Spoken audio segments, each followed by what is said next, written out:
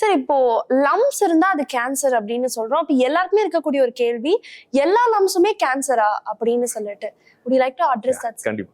So எல்லா லம்ப்ஸுமே கேன்சரா இருக்கணும்னு அவசியம் கிடையாது. ஓகே. அந்த லம்ப் வந்து எந்த நம்பருக்கு, முதல்ல ஆணா பெண்ணா, எந்த இடத்துல வருது, அது எவ்வளோ நாளா இருக்கு, எந்த ஏஜ் குரூப்ல இருக்கு, ஸோ இது எல்லாத்தையும் வச்சுதான் நம்ம சொல்ல முடியும்.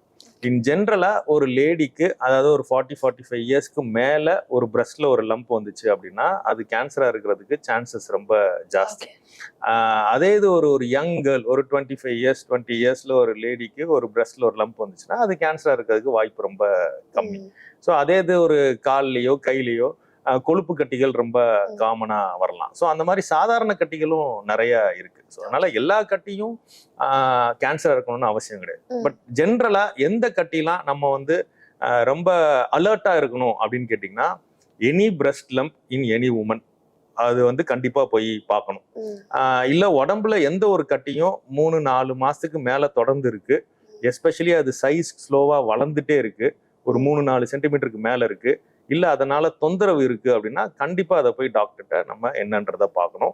அது எல்லாமே கேன்சரா இருக்கணும்னு அவசியம் கிடையாது. பட் ஜஸ்ட் அதை கன்ஃபார்ம் பண்ணிக்கிறது பெட்டர்.